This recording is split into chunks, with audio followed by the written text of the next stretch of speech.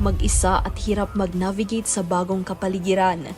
Ito ang naging karanasan ng UP Baguio student na si Britney Unilongo sa kanyang paglipat sa lungsod. As someone with mental health condition, sobrang hirap niya kasi you have to adapt to a new environment, tapos wala pa yung family mo, tapos you have to navigate life on your own, by yourself lang. So, sobrang hirap niya, sobrang challenging niya for me. Gayunpaman, mapalad si Britney na nakahanap ng boarding house kung saan hands-on ang kanyang landlady at ito ang nakatulong sa kanya para maka-adjust sa buhay sa lungsod. Thankfully, sa experience ko sa dorm ko right now, good yung experience ko. Like, ilang taon ko na din siyang landlady. Tapos, yung sa mga kasama ko sa dorm, like, they're very good din talaga na hindi ako nahirapan din to adjust. Like, yung simula nung open yung school after pandemic, thankfully yung mga nakasama ko na they were able to help me to cope up sa life here sa Baguio. Ngunit hindi lahat ng estudyante ay katulad ni Britney. Sa datos ng UP Baguio Journal, 80% ng enrollees sa Cordillera ay nasa Baguio City. Ayon kay Dr. Ricky Ducas ng CHSO, 7 sa bawat 10 suicide cases sa lungsod ay mga non-residents. Dahil dito, binuo noong nakaraang taon ng programang Tenant Ko Mahal Ko.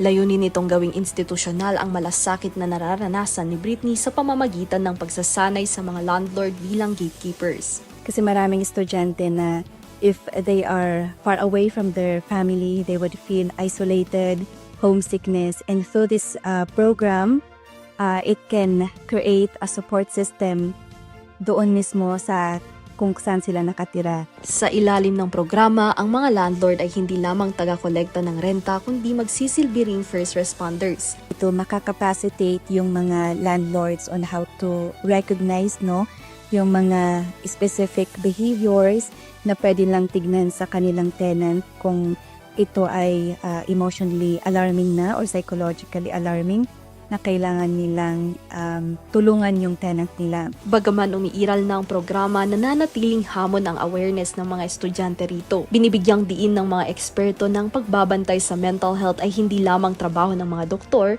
kundi responsibilidad din ng buong komunidad, simula sa mga boarding house. Bukod sa suporta ng landlord, nagbigay rin ng paalala si Amara para sa estudyanteng nakararanas ng isolation. What you are feeling is valid. Yung valid naman yung emotions niyo. But what I could suggest for you to not continuously feel alone or feel this loneliness is to create a healthy routine, yung tamang pagtulog, pagkain, and also yung pakikipag-mingle sa friends nyo, maintain regular communication to your family members, and this could help na mabawasan yung feeling of isolation. Mula dito sa Baguio City, Benguet, Joanna Viray para sa Mata ng Agila, Northern Luzon, matatag, matapang, matapat.